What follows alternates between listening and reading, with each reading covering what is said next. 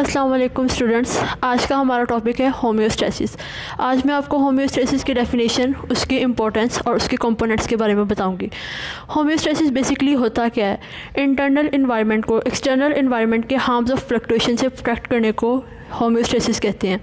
हम जानते हैं कि हर ऑर्गेनिज्म का एक स्पेसिफिक सेटअप इंटरनल होता है, इंटरनल इन्वायरमेंट का सेटअप होता है जो उसके एक्सटर्नल इन्वायरमेंट के मुताबिक होता है, जो सिर्फ़ और सिर्फ होम्योस्टेसिस के ज़रिए से मेंटेन किया जाता है। अगर इसकी इम्पोर्टेंस को हम देखें तो होम्योस्टेसिस किसी भी जानदार की ज़िंदगी में अहम किरदार अदा करता है।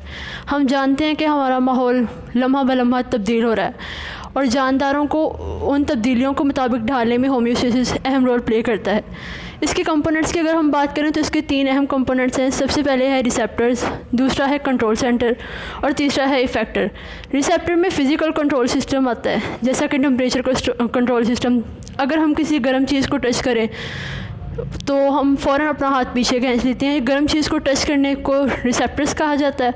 कंट्रोल सेंटर में आता है सेंट्रल नर्वस सिस्टम, जिसमें है ब्रेन वगैरह, जो कोई भी कमांड इशू कर सकता है।